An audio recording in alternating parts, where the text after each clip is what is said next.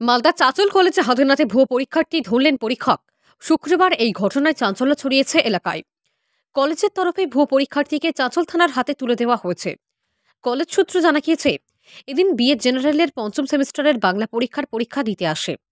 সেই সময় নকল অ্যাডমিট দেখে সন্দেহের দানা বাঁধে। ভারপ্রাপ্ত অধ্যক্ষ অজিত বিশ্বাস কন্ট্রোল রুমে সেটি পাঠালে জানানো হয় সেটি জাল।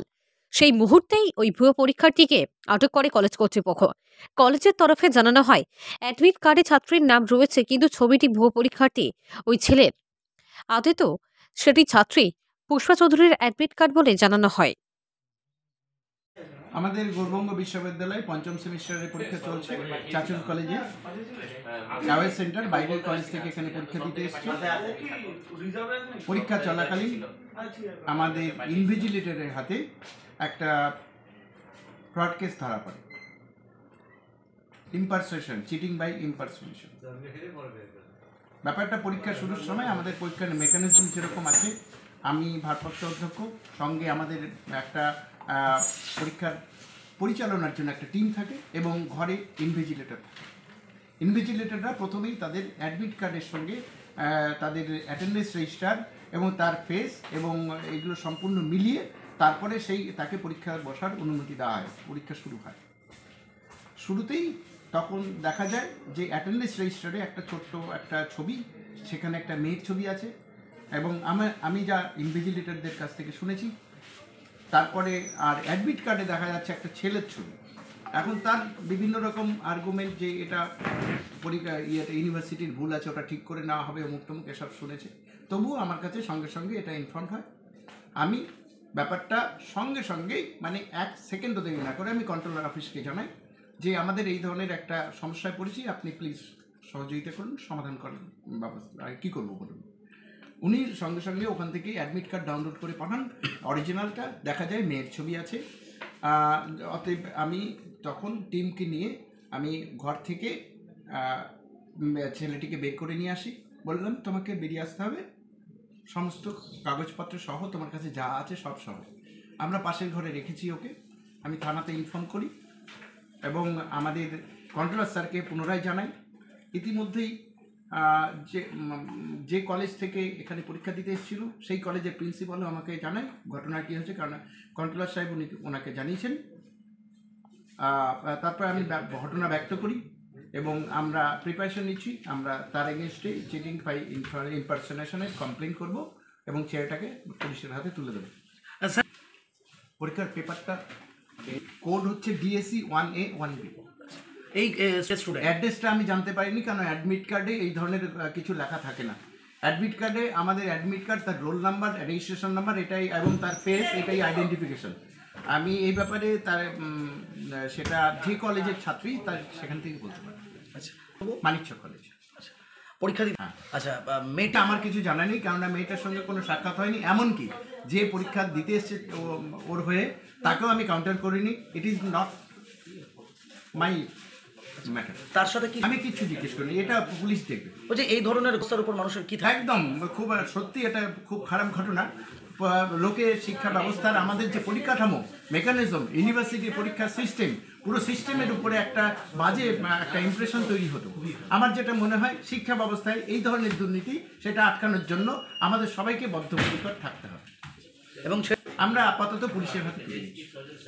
আর তার খাতাটা সেটা রিপোর্টের এগেইনস্ট করে কন্ট্রোলারকে আমরা অফিসিয়ালি জানাচ্ছি।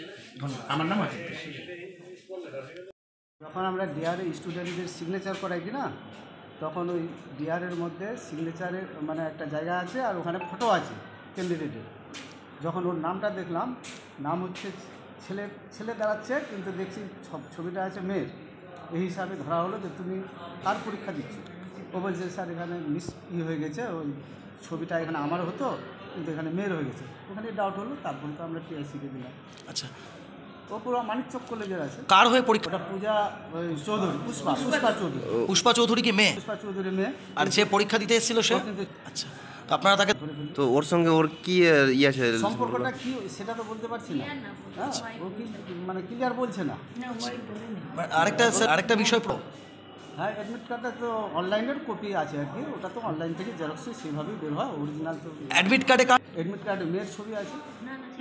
কার ছবি ছেলের ছবি ছিল। আর অরিজিনাল সালটাতে মেয়ের আছে ডিআরে।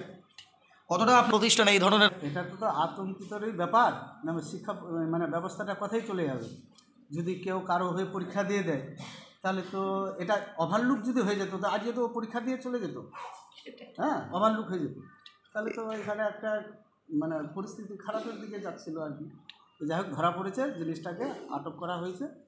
এবার আমরা পরে ডাউনলোড করি আবার কতদিন ধরে এটা হচ্ছে এটা? এমডি আদিল সরকার। তো কারণে আমি করেছি তাই। কোন কলেজের স্টুডেন্ট? মানিকচক কলেজের স্টুডেন্ট। কার হয়ে পরীক্ষা দিতে এসেছিলেন? বোনের হয়ে। কি নাম বলে? পুষ্পা চৌধুরী। কোন কলেজে সিট করেছে? চাঁচল কলেজে। কেন করতে হলো এটা? কি করলে? মানে অসুস্থ কারণে আমি করেছি, তাই আমি করেছি। কি করেছো? মানে এক্সামটা দিয়েছি ওর হয়ে যাবে। অ্যাডমিট কার্ড জাল করেছো? মানে ছবি বসিয়েছিলাম।